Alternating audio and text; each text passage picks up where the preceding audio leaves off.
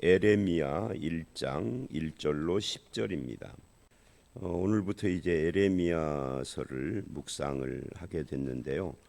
이 에레미야서는 굉장히 그 분량이 많습니다. 52장까지 되어 있으니까 이사야서보다는 좀 짧지만 그래도 굉장히 긴 책이죠. 이 에레미야서는 말 그대로 에레미야가 저자입니다. 이 에레미야라는 이 이름은 여호와께서 던지셨다 그런 뜻이에요. 여호와께서 이 이스라엘이 그 어떤 굉장히 어려운 시절에 에레미야가 지금 부름을 받았어요. 그런데 그 시대에 하나님께서 에레미야를 던졌다 이 말은 세우셨다 그런 뜻이겠죠. 그리고 이 에레미야가 에레미야의 친구이고 서기관인 바룩이 마치 바울의 로마서를 대필을 다른 사람이 한 것처럼 대필로 기록을 했다. 그리고 저작 연대는 BC 627년부터 586년. 오늘 본문에 보면은 2절과 3절에 그 이야기가 나오죠.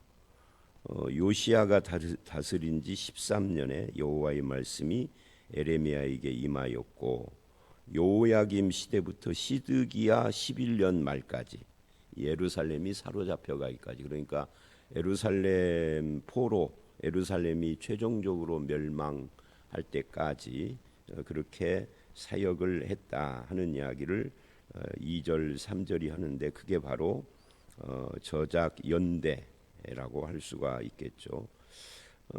그리고 이 에레미야서는 굉장히 슬프고 비통한 죄에 대한 지적과 여러 가지 그런 이야기들이 참 많이 나오는 그런 책이고, 여호와의 말이다, 여호와께서 이같이 말씀 이루셨다 하는 표현들이 굉장히 자주 나오는 그런 책입니다.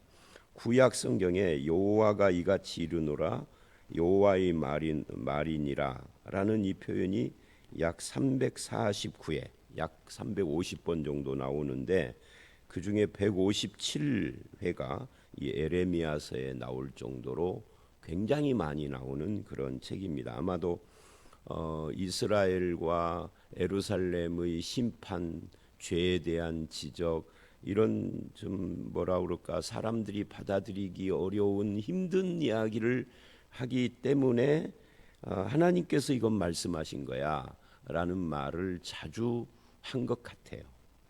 하여튼 그렇습니다. 그리고 에레미야에는 그 유명한 새 언약에 대한 이야기가 나옵니다.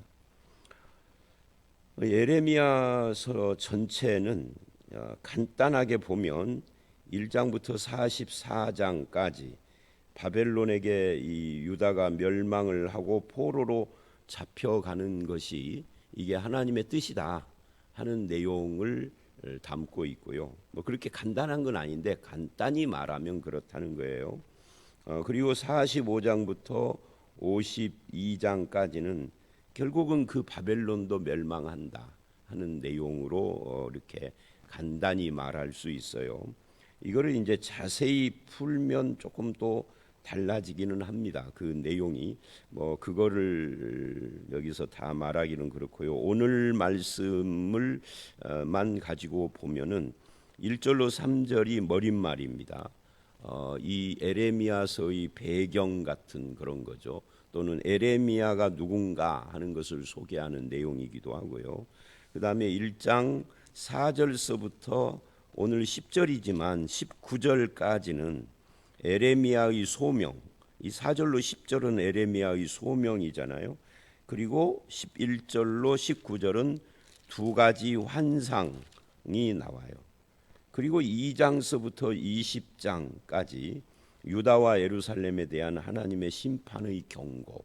이제 조금 자세히 이야기하면은 이런 식으로 또 분류를 할 수가 있다 하는 이야기입니다.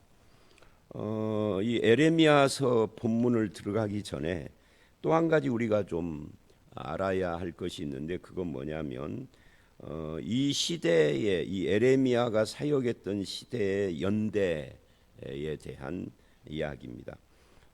아까 627년부터 586년 사이의 기록을 사이의 그 일들을 기록한 것이다라고 했는데 639년부터 609년까지가 요시야의 통치예요. 요시야가 통치를 한 30년을 한 거죠. 근데 요시야가 죽고 난 뒤에 요시야의 아들들이 계속해서 나라를 다스리다가 멸망을 하거든요. 626년쯤 에레미야가 소명을 받습니다. 그게 오늘 본문하고 관계가 된 거죠. 4절 이하.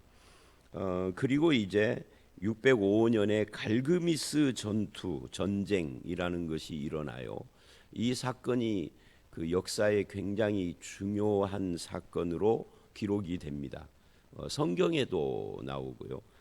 그런데 이 갈그미스 전쟁에서 아수르가 멸망을 합니다. 아수르는 북왕국 이스라엘을 멸망시킨 제국이잖아요. 근데 그 큰 제국이 이 전투 이후에 쇠락을 해서 멸망을 해요. 그리고 609년에 요시야가 죽은 이후 요아스라고 하는 요시야의 아들이 통치를 합니다. 그런데 이 요아스가 애굽에 잡혀가요.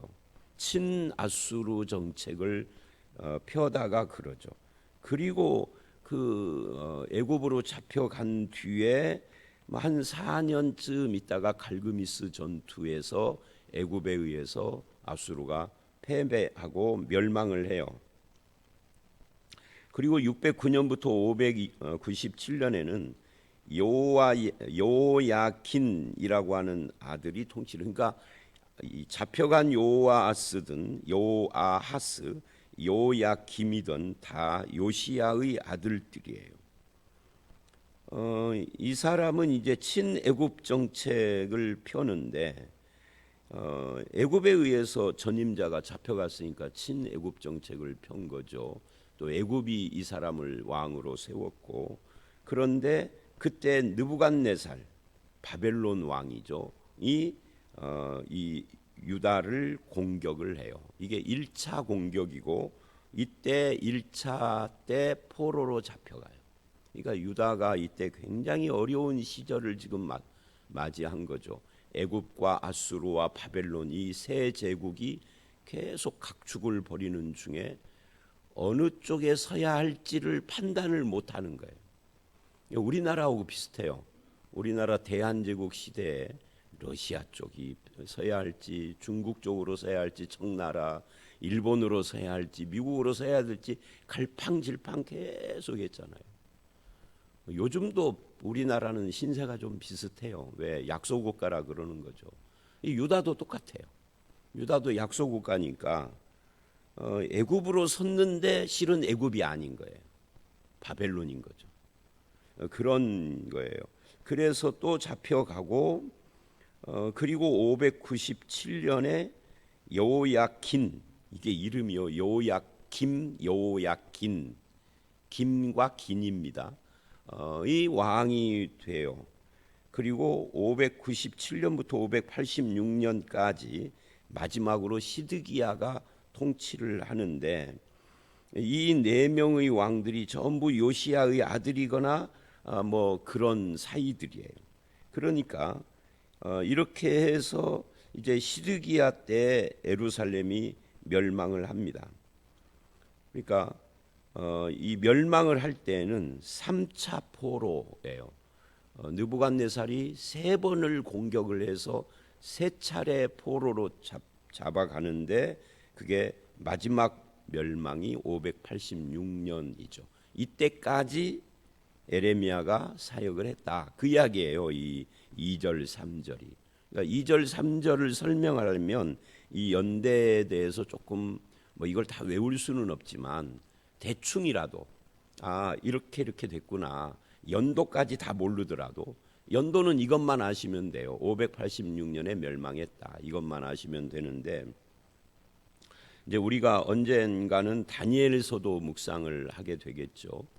또 뭐 계속 반복되니까. 이 다니엘은 1차 포로 때 그 여호야김이 포로로 잡혀갈 때 그때 함께 포로로 잡혀간 사람입니다. 10대였죠. 어쨌든 자, 그렇게 연대표가 되는데, 다시 본문으로 오면은 에레미야는 여호와께서 던졌다라고 하는 뜻을 가졌는데, 마치 이런 그 계속 혼란스러운 세상에다가 에레미야를 하나님이 던져 놓은 것 같은 그런 고난의 삶을 산다 하는 것을 암시하는 그런 이름일 수가 있죠. 그 시대가 바로 요시야 말년이기 때문에, 그래서 세계 정세가 아주 어려웠던 때였죠. 근데 이 요시야가 굉장히 선하고 위대한 믿음의 왕으로 나라를 안정을 시켰고, 종교 개혁을 통해서 신앙이 부흥되는 듯 했지만, 그런데 이 요시야 시대에 막 종교가 부흥을 하고 나라가 안정되고 나라가 부유해지고 그랬는데, 돌연 하나님께서 에레미야를 세우셔서 막 심판에 대해서 전하기 시작을 합니다. 여러분, 나라가 어려울 때가 아니라 막 부유해지고 뭐 그러는 때, 이 종교 개혁을 했으니까 교회도 부흥하고 또 이렇게 어려운 문제들을 다 처리를 하고, 그래서 미래가 굉장히 탄탄하게 소망스러운데 심판을 전하기 시작을 하니까 요시야가 눈의 가시처럼 그렇게 된 거죠. 야, 너는 부정적인 사고를 가진 사람이냐 하고 이렇게 사람들이 반응을 했겠죠. 요즘식으로 표현을 하면. 그런데 에레미야의 예언처럼 요시야가 죽은 뒤에 나라가 어지럽기 시작을 하고, 막 포로로 잡혀가는 일들이 막 생기기 시작을 하고, 왕이 애굽으로 포로로 가고 바벨론으로 포로로 가고, 바벨론이 1차, 2차, 3차 막 침공을 하고 그러는데, 이제 그렇게 되면 에레미야가 맞았구나라고 사람들이 생각을 해야 되는데, 어떻게 이야기를 하느냐면 이게 다 너 때문이다 이렇게 이제 가는 거예요. 에레미야서를 읽어보면은 그런 것들이 다 나오죠. 한 7, 8년 전에 이 성경 묵상이 한 7년, 8년 주기로 이렇게 66권이 돌아가니까 에레미야서를 묵상을 이렇게 새벽에 할 때예요. 근데 한참 에레미야서가 진행이 되는데 제가 굉장히 마음이 좀 힘들더라고. 아무 문제도, 가정적으로도 문제가 없고 교회적으로도 아무 문제가 없는데 마음이 왜 그럴까 하고 한참을 많이 고민을 했는데, 이렇게 결론을 내렸어요. 에레미야서를 묵상하는 거하고 연관이 있는 것 같다. 이 성경 묵상하는 것이 저에게 영향을 준 것 같더라고요. 그 정도로 이 에레미야서가 굉장히 그 부정적인 이야기 내용들이 굉장히 많이 나오니까, 그가 살던 그 시대의 그 시절 사람들은 어떻겠어요? 이게 너 때문에 우리나라가 이렇게 어려운 거야, 이렇게 나간 거예요. 네가 말을 그따위로 하니까 뭐 하나님이 말씀한다고 그러면서 엄청난 핍박을 받았습니다. 그래서 에레미야가 오늘 우리들 같으면 그래 너네들이 이런 걸 듣기 싫어한다고, 그럼 내가 고칠게 하고 긍정적인 이야기, 뭐 장아무개 목사처럼 막 웃기는 이야기, 이런 거만 하면 되잖아요. 그걸 못해서 못하는 게 아니잖아요. 그런데 왜 에레미야는 그럼에도 불구하고 계속 이렇게 어려움을 당하면서도 심판의 메시지를 계속 전했느냐? 이게 이제 오늘 이 1절로 10절이 그것에 대한 대답인 겁니다. 대답은 딱 하나예요. 하나님이 그렇게 부르셨다예요. 하나님이 부르셔서 교회를 부흥시켜라 이렇게 한 게 아니라, 네가 하는 목회는 계속 망하는 목회만 해라 이렇게 부르셨다는 거죠. 조금 어려운 이야기죠. 그래서 말씀이 임했다. 이게 1절로 3절의 중심 단어입니다. 요시야가 다스린 지 13년에 여호와의 말씀이 에레미야에게 임하였고 3절 끝에 사로잡혀 가기까지 임하였다. 그러니까 말씀이 임했어요. 내가 이런 이야기를 내가 선택을 하고 내가 꾸며서 하는 이야기가 아니라 하나님의 말씀이 임해서, 하나님의 말씀이 임하면 둘 중에 하나죠. 거기에 순종을 할 것이냐 불순종할 것이냐. 사역자라면 그대로 전할 것이냐 아니면은 어려운 이야기 나쁜 이야기는 빼버리고 좀 좋은 이야기만 전할 것이냐. 그 둘 중에 하나예요. 그런데 진실한 사역자라면 말씀이 임한 대로 전하는 것이고, 진실한 신자라면 말씀이 임한 대로 순종해야 하는 거죠. 불순종하거나 이걸 가공하거나 그러면 그는 진실한 신자도 진실한 사역자도 아닌 거죠. 그래서 에레미야는 진실한 사역자였어요. 에레미야 시대에 에레미야 이외에도 많은 선지자들이 있었는데 이 많은 선지자는 다 거짓 선지자들이었습니다. 근데 저들이 핍박을 굉장히 많이 하죠. 왜? 자기들은 자꾸만 좋은 말만 하는데 에레미야가 자꾸 심판을 이야기하니까 부딪혀서 정치권에 꽉 붙어가지고, 오늘날로 말하면 정치적인 목사들인 거죠. 그래서 왕의 눈치 보고 백성들 눈치 보면서 저들의 입맛에 맞는 말만 전하는데 에레미야는 그게 아니에요. 하나님이 주신 말씀만 전해. 그러니까 핍박받은 거예요. 이건 어쩌면 오늘날도 비슷하다고 할 수가 있어요. 사람들은 그렇게 생각을 하지 않겠지만 이게 100%는 아니지만 상당히 많은 다수가 대형 교회가 되고 교회가 부흥하는 것은 말씀을 진실히 전해서만은 아니에요. 그렇지 않는 경우도 왕왕 있어요. 제가 왕왕 있다고 그러는데 굉장히 많다라고 말할 수 있겠죠. 하여튼 이 에레미야도 그랬다 그 말. 말씀의 사람이었다 한마디로. 그리고 이제 4절서부터 10절은 소명입니다. 여호와의 말씀이 내게 임하니라. 이 말씀이 임했다는 말이 또 나오죠. 그러니까 여호와는 자기가 지금 전하는 이 말씀이 다 그 원천이 하나님이다라는 것을 계속 강조해야 할 필요성을 느낀 거예요. 왜? 이 말씀이 사람들 듣기에 별로 좋아하지 않을 것 같은 그런 내용이잖아요.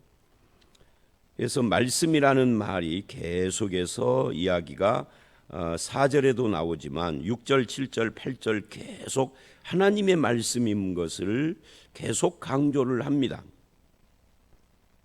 그리고 5절을 보면 강권적인 부르심이 있어요. 하나님께서 언제 알고 구별하고 택해 세웠는가 하는 말을, 내가 너를 어디에서요? 모태에 짓기 전에, 그러니까 어머니 뱃속에 생기기 전에. 그럼 이 말은 뭐예요? 에레미야의 어머니의 뱃속에 이 에레미야라고 하는 태아가 생기기 이전에 하나님이 에레미야를 계획하셨다는 거죠. 그러니까 저도 그렇고 여러분도 마찬가지. 이 세상에 사는 모든 사람은 우리가 어머니 모태에 짓기 전에 하나님의 뜻 안에 있었던 거죠. 자, 뭐 그건 이제 그렇고요. 짓기 전에 너를 알았다 그래요. 그러니까 우리와 하나님의 관계에 대한 이야기를 하고 있는 겁니다. 내가 배에서 나오기 전에, 계속 어머니 태에 짓기 전에, 배에서 나오기 전에 너를 알았고 또 성별하였고 택했다 그 말이죠. 세웠노라. 임신 몇 주째부터 인간일까? 이거 가지고 논란이 있죠. 그래서 낙태를 허용해야 된다. 낙태를 허용하면 안 된다. 낙태는 살인이다. 아니다. 태아보다 중요한 것은 그 어머니의 건강이다. 그래서 여자의 권리냐 생명에 대한 존중이냐 이거 가지고 지금도 싸우잖아요. 법을 어떻게 했든지 간에. 좀 진보적인 사람들은 여성의 건강이 더 중요하다 그러고, 조금 더 보수적인 사람들은 태아의 생명이 중요하다 그러고. 지금도 싸우는데 이 본문을 보면 성경만 가지고 논한다면 어머니의 뱃속에 생긴 그때 이미 생명이죠. 이미 그때 인간인 겁니다.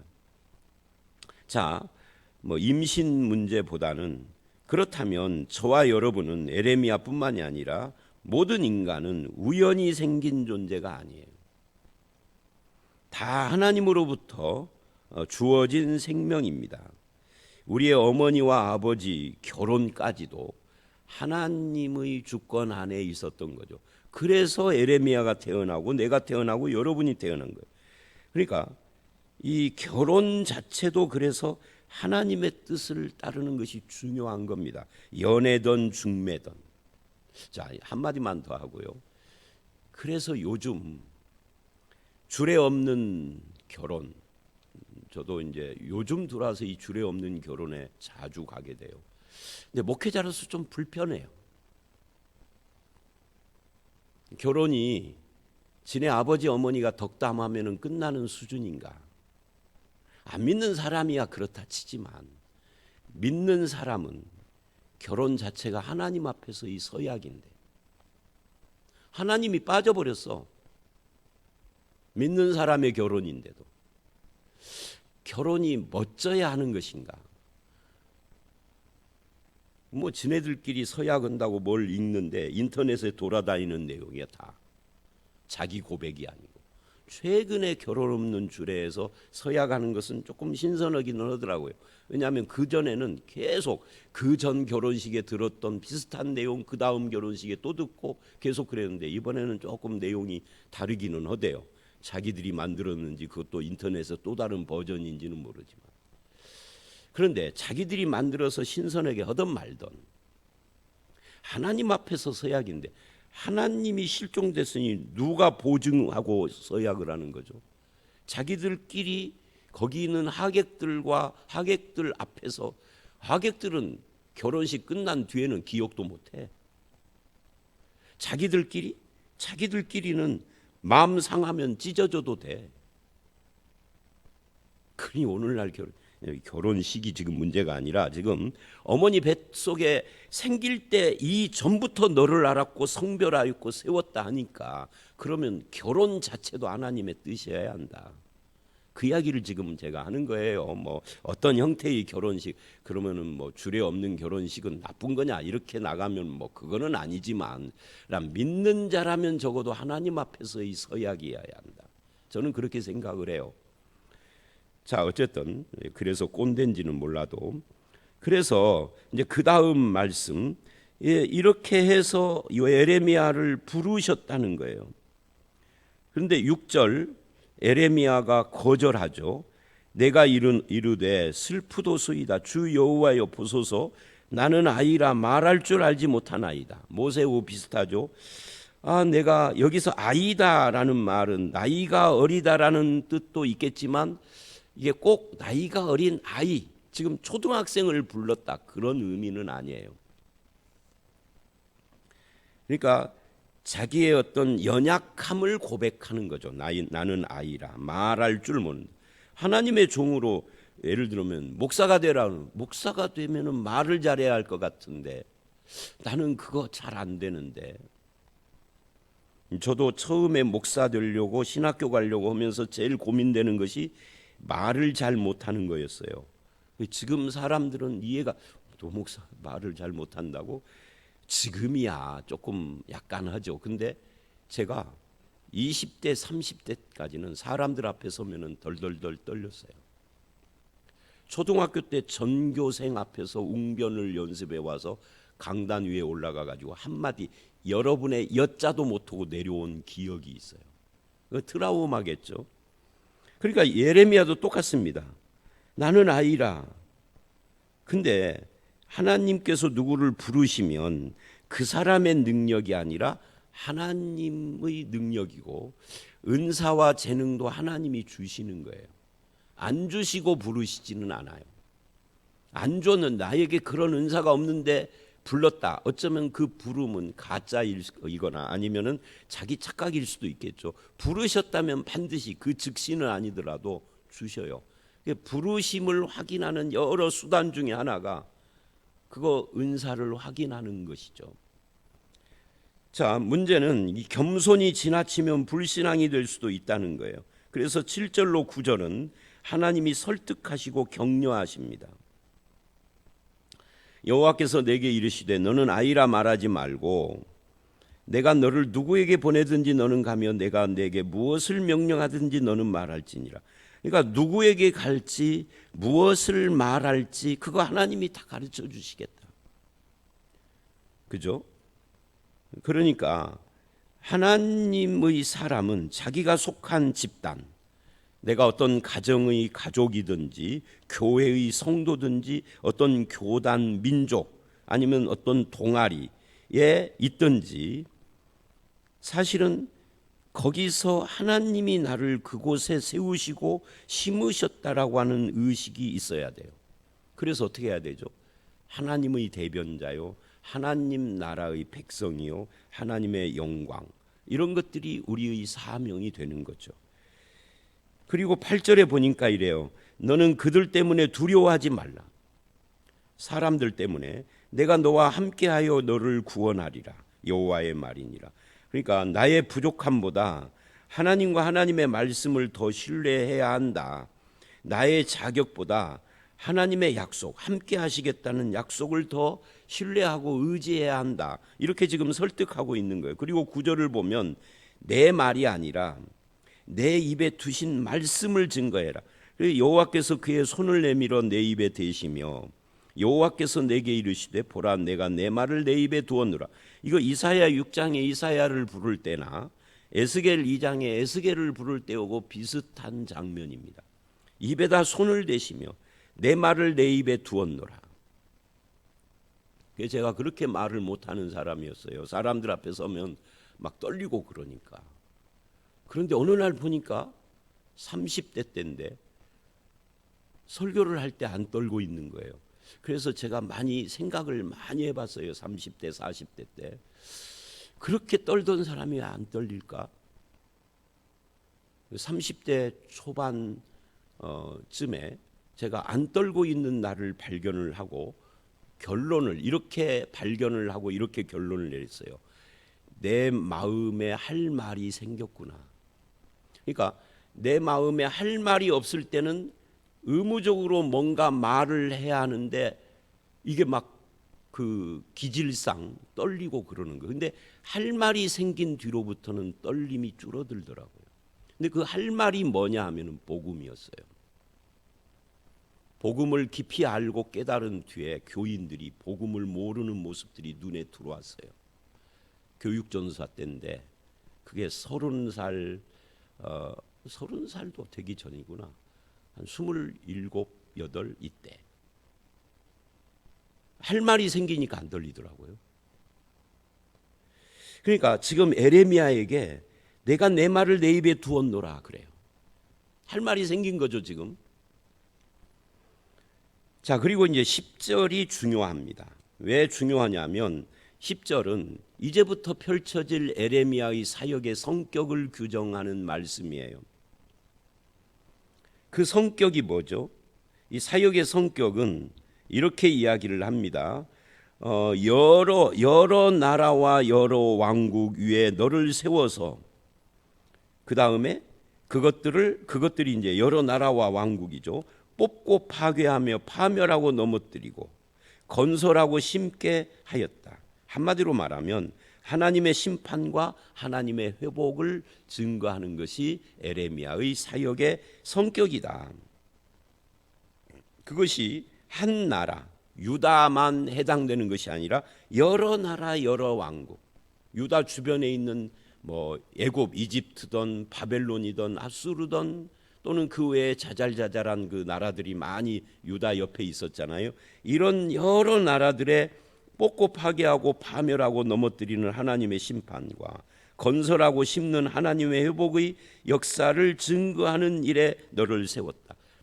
그래서 회복하는 이야기도 나오기는 하지만 더 많이 심판에 대한 이야기가 많이 나와요. 그래서 에레미야가 굉장히 힘들어하고, 그래서 에레미야를 눈물의 선지자라고 그러죠. 왜? 이 심판에 대한 이야기. 심판을 전하는데 신나서 전하겠어요? 심판을 전하는데 희죽희죽 웃으면서 전하면은 그거 또라이인 거죠. 그죠? 사이코패스. 그렇지 않아요. 심판을 전하면서 애통하고 눈물을 흘리며 슬픔 가운데 서니까 듣는 사람도 힘들지만 전하는 에레미야도 굉장히 힘들었어요. 자, 에레미야서 이제 내일 말씀서부터 우리는 이런 에레미야서를 묵상을 하게 됩니다. 힘들지라도 여기서 하나님의 뜻을 발견하시고 또 은혜도 받으시는 그런 저와 여러분들이 되시기를 주의 이름으로 축원합니다. 함께 기도하겠습니다.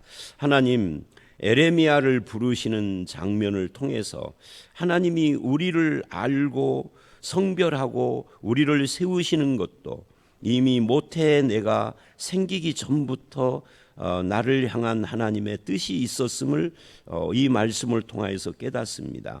내가 아이라 말할 줄 모른다라고 거부하지만 하나님은 내가 너를 세웠고 내가 너에게 주는 말을 하면 내 입에 내 말을 주겠다라고 에레미야를 격려하며 세우는 것을 봅니다. 우리에게도 하나님께서 세우신 자리에서 무엇을 하든지 하나님이 주신 재능과 은사와 또한 용기와 힘을 불어 넣어 주셔서 하나님의 영광을 위하여 우리의 삶을 살아갈 수 있도록 믿음을 더하여 주시옵소서. 에레미야에게 주신 심판과 회복의 사명처럼 우리에게도 각자에게 주신 사명이 있을 텐데 그 사명을 따라서 우리의 삶을 힘있게 살아가며 결국은 의의 면류관을 주실 주님을 바라보는 저희들이 되게 해 주시옵소서. 예수님 이름으로 기도드려 싸움나이다. 아멘.